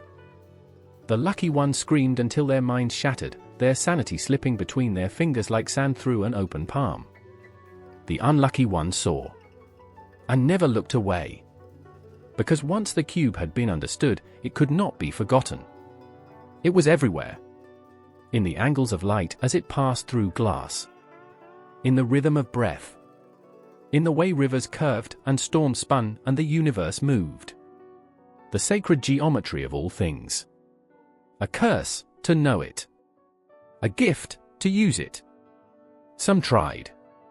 Fools who thought they could wield what was never meant for them. They traced the lines in fire and blood, etched them into the earth, whispered them in languages long since turned to dust. They thought they were controlling it. They thought it was theirs. Metatron watched. And when the lines bent wrong, when the patterns fractured, when they failed to understand, he did not punish. He did not have to. They were consumed. Not by fire, not by wrath, but by themselves. They had spoken the language of creation incorrectly. And the universe had answered. The candlelight flickered, a restless thing, dancing with unseen hands. The air had changed, thick, electric, pressing against the skin like an unseen weight. There was no sound, yet the silence was too loud, stretching over the moment like a held breath before the plunge. The circle was drawn. Salt, blood, ink, each a vessel, each a sacrifice. Symbols carved into flesh, whispered on trembling lips, written in languages that had not been spoken by mortal tongues in centuries. The name had been uttered, not as a call, not as a request, but as a demand that shivered through the fabric of reality itself. Metatron. The voice of God. The scribe of heaven. The one closest to the divine, seated upon a throne of fire, inscribed with the knowledge of all creation. a name not meant to be spoken lightly. Yet here it was, pulled from the depths of silence, hanging in the air like a blade suspended in time, waiting to fall. They had followed the instructions, every ritual, every rite, every precise movement dictated by books older than history. But books were written by men. And men did not understand what they called. The first sign was the cold. Not the gentle coolness of night, not the biting wind of winter, but a hollowing. A vacuum where warmth once existed, pulling the heat from bones, from blood, from breath itself. Then came the pressure. It started behind the eyes, an unseen weight bearing down upon the skull. A force, not physical, not wholly real, but undeniable. The very air became thicker, pushing into the lungs, pressing against the skin, squeezing the heart with invisible hands. And then, the sound. Not words. Not a voice. Something deeper, older. A vibration that resonated inside the marrow, crawling through the body like a swarm of unseen things. It was not meant for mortal ears. Yet they had called, and it had answered. A shadow moved where there was no light. A flicker in the space between breath and heartbeat. Something was there. The invocation had worked. But there was no triumph. No exultation. Only the crushing realization of what they had done. Because Metatron was not a spirit to be beckoned. Not a guide to be summoned. He was the keeper of divine law, the bridge between humanity and the unknowable. He was the voice of the Almighty, the burning fire of the seraphim given form. And now, he was watching. A presence pressed against the barriers of flesh and reason. It did not move. It did not breathe. It simply was. The weight of eternity settled upon them, unbearable in its silence. The mind fought to grasp it, to understand the thing now standing within the circle, but the human soul was not built to withstand such comprehension. Time folded in on itself. Seconds stretched, bending like melted wax. The pulse of existence rippled outward, distorting everything it touched. And within the depths of that unnatural stillness, the meaning of prayer became clear. Prayer was not a request. It was a surrender. A submission to forces greater than thought, greater than will. Those who prayed to Metatron did not seek favor, they sought judgment. A weighing of the soul, an unveiling of truth so absolute it stripped away the lies people told themselves, leaving only what was. And what was never enough. The first to break was the one who had spoken his name. A choking gasp, a strangled cry, eyes wide, mouth open, fingers clawing at the unseen pressure around their throat. They tried to move, but their body was no longer their own. The weight of 1,000 lifetimes pressed down upon them, crushing, unraveling. They had been seen. There was no mercy in Metatron's gaze. No warmth. Only the cold, calculating clarity of an entity that had measured the worth of kings and prophets alike. The others tried to flee. The circle was broken in their panic. The candle snuffed out. The salt scattered. And the moment the barrier fell, he stepped forward. The room did not shake. The walls did not crack. The heavens did not open. Instead, the world stopped. Breathless. Motionless. Suspended in the space between what had been and what would never be again. Because they had called. And Metatron had answered. The light came first. Not a gentle glow. Not a flickering candle. Not the timid break of dawn. This was something else. Something alive. It did not shine, it devoured. It did not illuminate, it consumed. Blinding. Unrelenting. A force, not a presence. A truth, not an illusion. There was no place to hide from it, no refuge in shadow. It crawled into the marrow, into the soul, setting fire to every hidden corner, every buried thought. It burned, not with heat, not with flame, but with something far worse. Understanding. The light was knowledge. The kind no mortal mind was meant to bear. It stripped away perception, peeled back the comforting veil of ignorance, leaving nothing but raw, undeniable truth. And then came the fire. It was not kind. It was not warmth. It was hunger, roaring, licking against the edges of existence, unmaking everything it touched. It did not crackle, it screamed. It did not spread, it commanded. It came from above, from within, from everywhere at once. It had no origin, no limit. It was not bound to wood, to air, to fuel. This was not earthly fire. This was not something built to be controlled. It was the fire of the throne. The fire of judgment. The fire that spoke in tongues no human ear could withstand. And at its center, he stood. Metatron. He did not cast a shadow. Shadows could not exist in the presence of such light. Darkness was banished in his wake, chased out of every corner of existence, left whimpering at the edges of the void.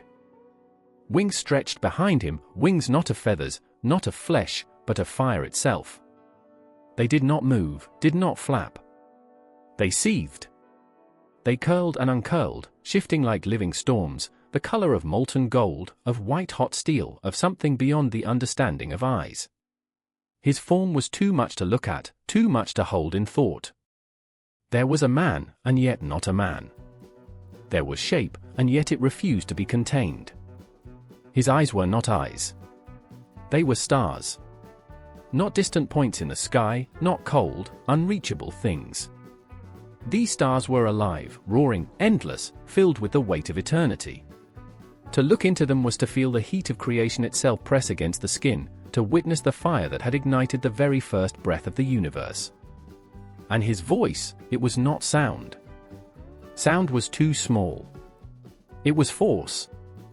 It was the shattering of glass, the rending of skies, the bell that tolls at the end of time itself. It did not echo, because echoes imply space between things, and Metatron's voice filled everything. When he spoke, the words were not heard. They were felt. They branded. Every syllable was a command. Every pause, a judgment. And yet, there was no malice. No cruelty. No anger. Only truth. Because Metatron was not here to comfort. He was not here to console. He was not the firelight on a cold night, the gentle flicker of a guiding lantern. He was the flame itself. The one that burned away all falsehood. The one that purged, refined, stripped bare until nothing but the real remained. There was no hiding from him. No deception, no mask, no carefully crafted lies. In his presence, the soul was laid bare, trembling before the weight of divine knowledge. Because Metatron knew. And his light did not forgive. The air thickened. The candle flame quivered, bending toward an unseen force, stretching, flickering, trembling. Something was coming. The symbols etched into the floor pulsed, the ink writhing as though it had never dried, as though it had never been mere ink at all. Gold and silver dust spiraled upward, drawn to an invisible current, swirling like stars caught in the wake of something vast and unseen. The silence was too loud. Breath caught in the throat. The heartbeat quickened, pounding, pressing against the ribs like a caged thing desperate to escape. The weight of unseen eyes, no, not eyes, awareness bore down, crushing, suffocating, dragging thought to the edge of reason. And then, a soundless command. Not heard. Felt. It ripped through bone, through sinew, through the very fabric of existence, splitting apart the fragile barriers that separate knowledge from madness. Light ignited, not gentle, not warm, but blinding. A white inferno that did not flicker, did not waver, did not permit darkness. And within it, he stood. Metatron. Not flesh. Not spirit. Something else entirely. A form too vast to be contained in mere vision. A figure draped in fire, adorned in the raw geometry of creation itself. 1,000 lines of molten gold intersected across his being, shifting, realigning, forming impossible angles, symbols that had no name, no human equivalent. They were not written. They were alive. Moving. Breathing. Knowing. The alchemists had called him the living key. The sacred cipher. The divine transformation given form. For what was alchemy, if not the art of forcing change? Of bending matter, time, soul itself into something more? And Metatron was change. He was the fire that turned lead to gold. The whisper that guided the hand. The unseen force that pushed the mind past the threshold of limitation. The ancient texts spoke of him not as a being, but as a bridge. The final threshold between the mortal and the divine. The last test before ascension. To summon him was to burn. To stand before him was to crumble. Only those willing to be unmade could step forward. Only those who surrendered to the transformation could survive. The Magi, the seers, the old ones who had dared to invoke his name, they had not merely called upon him for wisdom. They had offered themselves to the fire. Because Metatron did not give knowledge. He was knowledge. And knowledge consumed. The air pulsed, a force pressing outward, warping the space around him.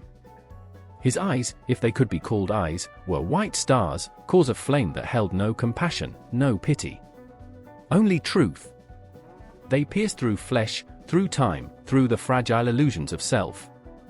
Every hidden thought, every unspoken fear, every hope, every sin, every thread of the soul exposed. The alchemists had written of this moment. They had called it the second death.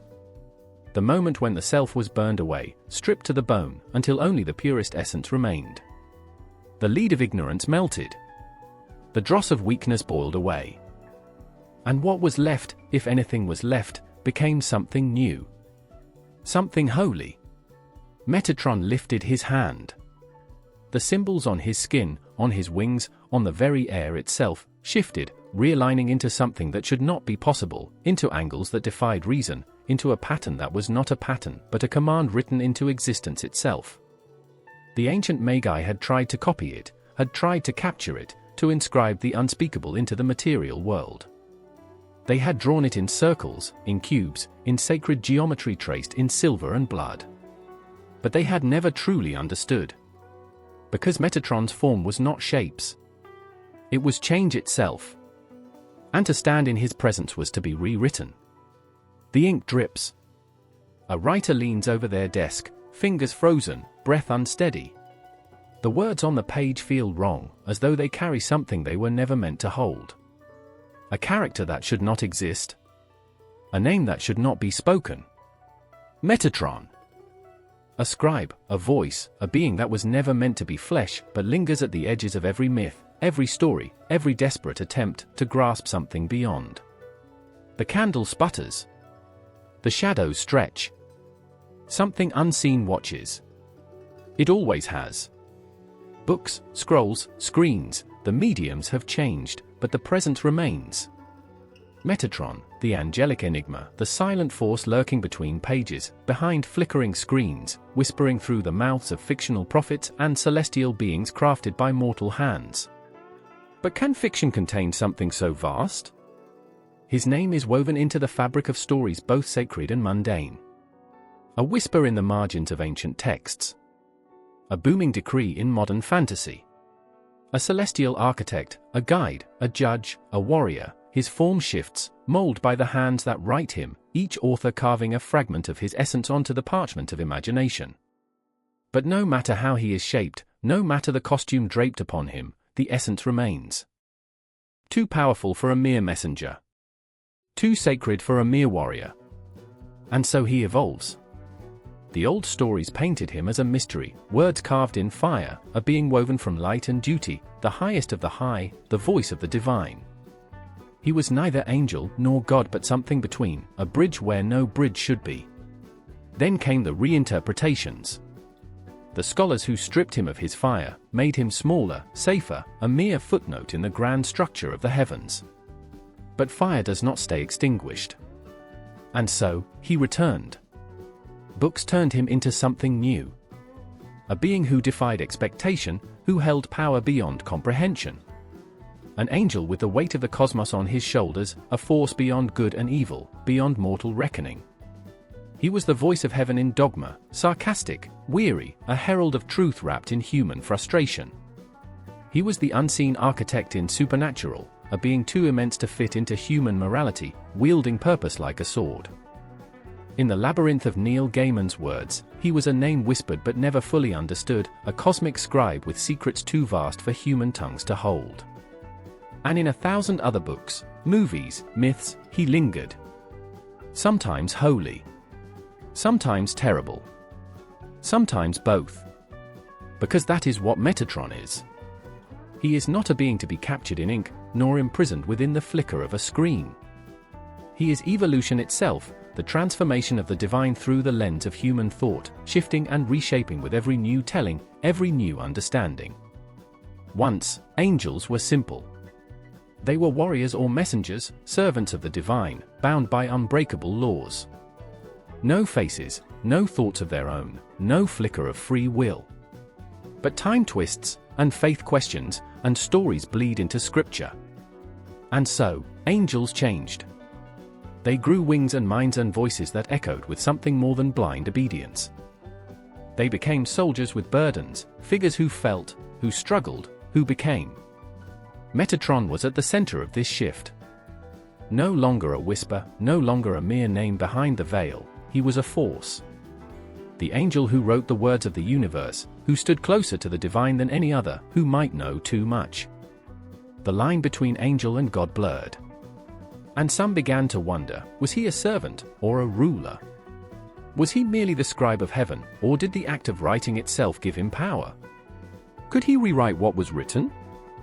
And if so, did that not make him something greater? The ink on the page darkens. The writer leans back, pulse racing, the weight of 1,000 years pressing against their fingertips. Metatron is not just a name. He is the shifting tide of belief. The evolution of what it means to be divine. The whisper in the dark that turns myth into something more. And even now, even here, as the words form and the candle burns lower, he watches. The candle flickers. A breathless hush fills the room, thick as oil, clinging to the walls. There is something here, something unseen, something ancient. The air trembles as if charged with the weight of a name too powerful to be spoken aloud. Metatron. Somewhere, in a city where the neon hums louder than prayers, a man whispers it into the void, searching for something more. Somewhere else, in the dark corners of a scholar's study, ink stains fragile parchment, hands trembling as they trace old symbols, words written by those who knew but never understood. His presence lingers, woven into the fabric of now. They call upon him in hushed tones, seekers of light and power, mystics who feel his weight pressing against the edge of their consciousness. He is invoked in prayers that burn the tongue, in rituals whispered at the hour when the sky is neither night nor morning. They say he is the gatekeeper, the judge, the one who holds the divine script of all existence. But what does it mean to call upon something that is neither angel nor God? What does it mean to invoke a being who has stood at the threshold of everything? The silence thickens. Some say he guides. That those who listen closely, who strip away the noise of the mortal world, can hear his voice in the pulse of the universe. That his knowledge drips into the minds of those who are ready. Others say no one truly hears him. That his presence is a cipher, an echo of something too vast, too real to be contained within the limits of human thought. And still, they call. They chant. They wait. Perhaps they feel the weight of his fire pressing against the threshold of existence. Perhaps they know something lurks in the spaces between understanding. And yet, there are mysteries that will never be touched. Because Metatron is not meant to be known. He is the absence where certainty should be.